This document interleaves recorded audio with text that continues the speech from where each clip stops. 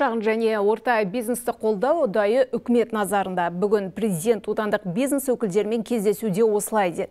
Мемлекет басшысы ірі кәсіпкерлерді алға қойылған ауқымды міндеттерді мемлекетпен бірлесіп шешуге шақырды. Ал банктерге кредиттерді субсидиялау мәселесін қарастыруды тапсырды.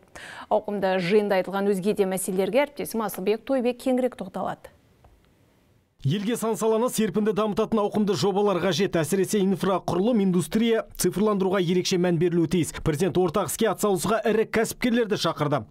При этом следует делать фокус не только на традиционные привлекательные. Бұл ретте инвестиция салуға тартымды дәстүрлі салаларға мән беріп қана қоймай, табыс әкелетін жаңа бағыттарды қарастырған жөн. Қазіргі геосаяси жағдай мен әлемдік сауда конъюнктурасын ескерсек, көлік логистика саласының орасан зор әлеуеті елеусіз қалып жатыр. Темір жол, автомобиль және әуе арқылы жүк тасымалына сұраныс артып келеді. Іс жүзінде аталған сектор басымдыққа ие бола бастады. Кейбір жолаушылардың айтуынша пайдасы да мол. Қасым-Жомарт Тоқаев экономиканы жаңғыртуға банктерде үлес қосуы тиіс деді. Бұған дейін үкімет кредит мөлшерлемесін субсидиялау арқылы банк қаржысын тарту туралы бастама көтерген. Қазір кепілдік қорын құру мәселесі пысықталып жатыр.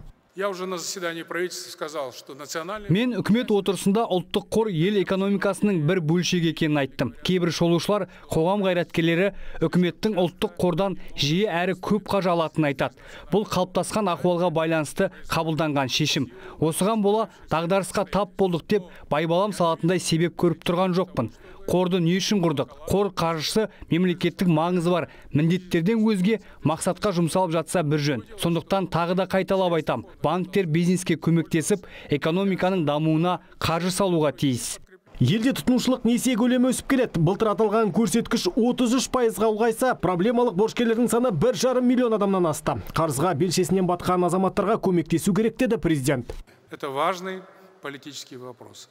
Бұл аса өзекті саяси мәселе. Сонымен қатар қаржылық сауатты арттыру, әсіресе өскелең ұрпақтың осы бағыттағы білімін жетілдіру маңызды. Осы ретте банктер проблемалық зайымдарды қайта қаржыландыру жұмыстарын күшейтіп, борышкерлердің санын өсіруге жол бермегені жөн. Азаматтарға алаяқтық жолмен рәсімделген кредиттерге айрықша мән беру қажет. Бизнесті жөн жосықсыз тексеру бағытында да ауқымды жұмыстар атқарылып жатыр. Атап айтқанда квазимемлекеттік сектор субъектілерін құруға мораторий енгізілді. Реттелетін сатып алуларға бизнес өкілдері өтінім берген жағдайда оған мемлекеттік кәсіпорындардың қатысуына заң жүзінде шектеу қойылды. Инвесторларға негізсіз шүйлікпес үшін прокурор сүзгісі енгізілді.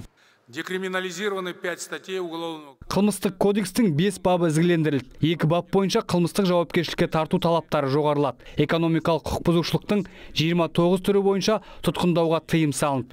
2022 жылдан бері кәсіпкерлік саласында тіркелген қылмыстық істердің саны 2 есе қысқарды. Бұдан бөлек кәсіпкерлік қызметке заңсыз араласқан үшін әкімшілік жауапкершілік күшейтілді.